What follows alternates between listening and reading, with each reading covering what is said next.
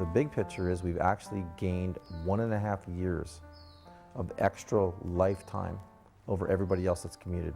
1.6 years that we've had that we have not been on the freeway going half an hour to and half an hour from our house every single day, living and having more time to not drive. And I think that is civilized living, and living in an urban environment is extremely important.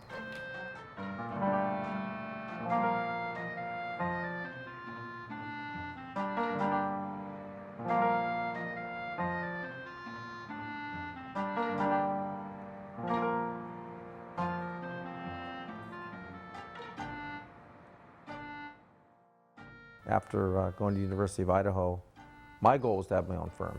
That was always my goal to do that. And it was going to be a traditional firm as a traditional architect. And I met a gentleman at CCDC and asked him if I could show him a project I had done as my thesis, some row houses, because he was a developer. And he said, you don't want to be an architect, you want to be a developer, you want to do your own thing. And that was sort of my initial inspiration to actually commence our own development. And that was the start of it all. $5,000 down, 6-month escrow, and it was $350,000, and we did a project called 7 on Kettner. And the reason we did that project was because at the time, downtown was just formulaic, as most of the projects are.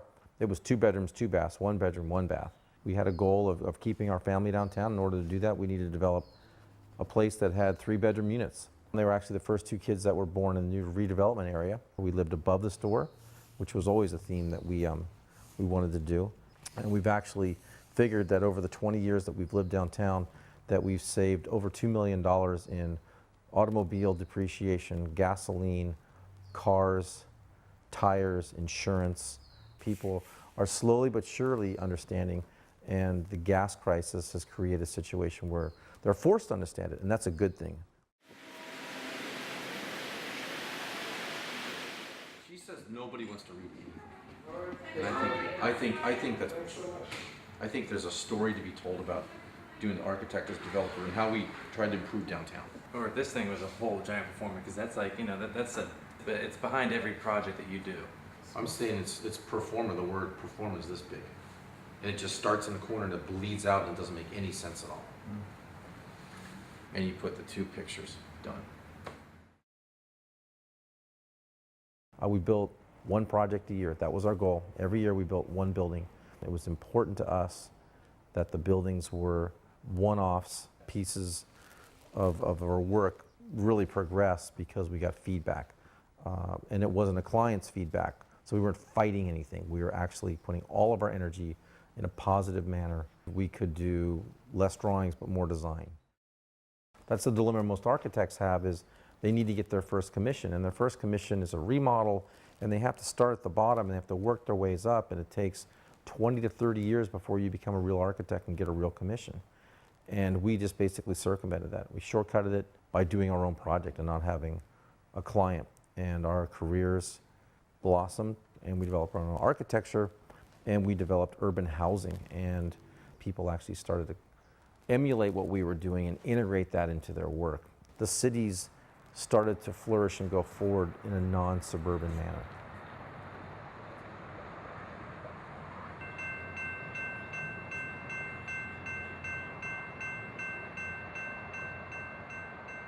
If we can improve our city, we've left a legacy. And the legacy is more important because you can't take the other stuff with you.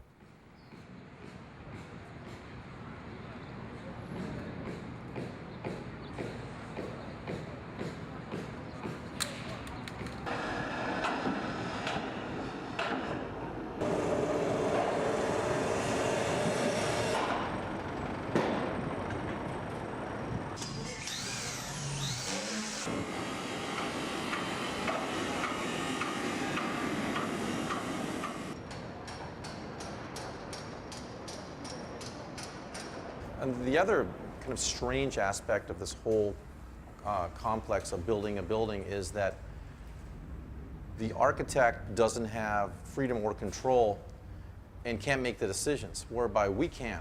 If we want to make this stair and we want to detail it in a certain way, we can experiment. We make mistakes. Architects make mistakes. But the fixes are our own. So if we're inclined to spend more money on something that maybe the traditional developer would think would be frivolous or a waste of money, we don't have to defer to the developer. We are the developers, and we can make all those decisions. In addition, we're the contractors, so we build these things.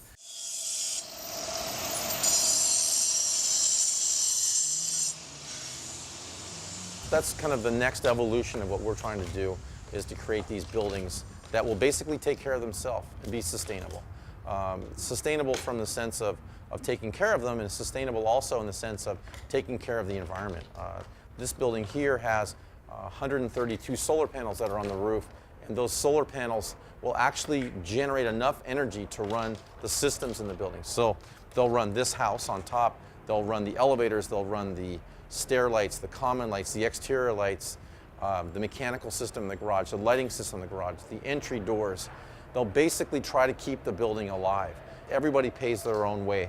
Instead of a traditional building where there's a common electricity, everybody uses whatever they want, they leave their lights on, we've had that subrogated so that each person has to pay for their own water, their own electricity, their own heating and cooling. Through cross-ventilation, it will actually heat and cool the building based on the exterior environment. And these fins also have the same element, where daylight comes through here, and there's an operable window down here, and the operable window will allow the breeze to pass through, collect, and move through the space, so you don't have a kind of a sick building syndrome also.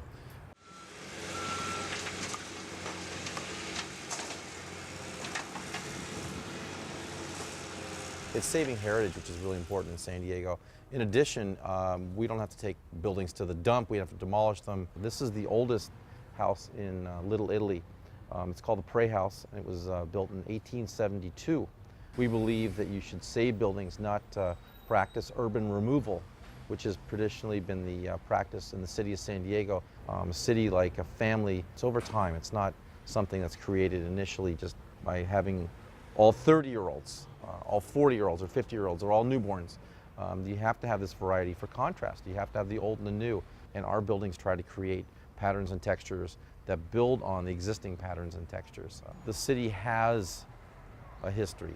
If you remove everything, you just have a new city that doesn't have any sense of place, sense of time, or sense of tradition. So we got those two pieces of glass on board, or they're waiting for them? The corner butts right there. Are you all good in this soffit so I get this inspected? We're on the way? Yeah. Hopefully Wednesday we'll have a permit. Get it, get it, get it, get it, get it, get it. Go with it, Coco, go with it. Brrr! They get going. Coco gets all frothed up, and then Betty sits down in full triumph. Coco gets right on her. Coco closes the deal. Right, Manners? You're such a good girl. These guys love coming to this site. This is like pure ecstasy.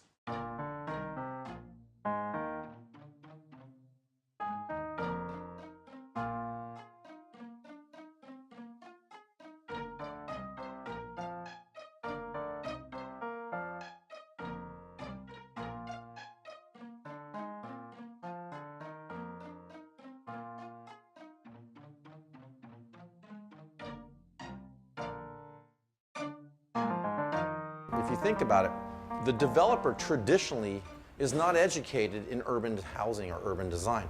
The developer is basically an entrepreneur that's trying to create an object that they can either sell or rent. We're interested in purity of form in the architecture, whereas the developer is interested in what's across the street and what is the market and what should you be doing.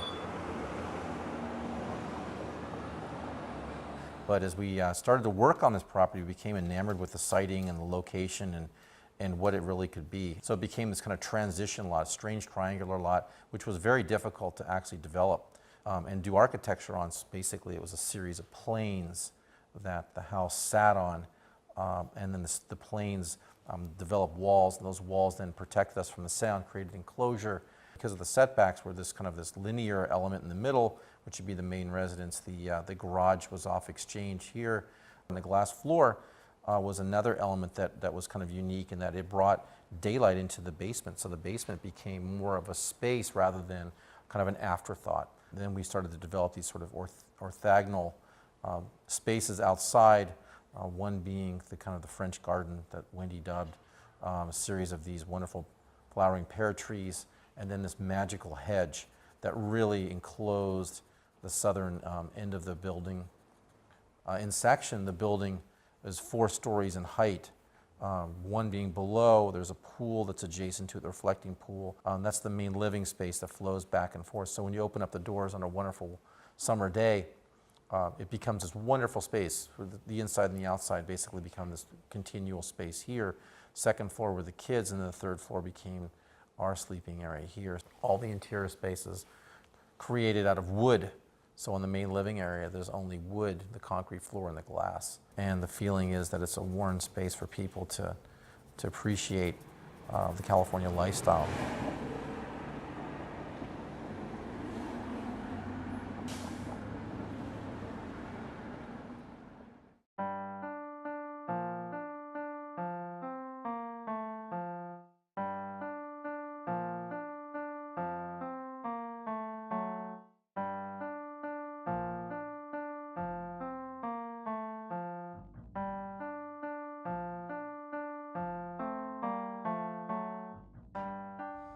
Traditionally, the architecture of the world has been created by architects who are doing civic buildings. With the advent of the architect working for the contractor and the developer, the architect's been regulated to just a messenger.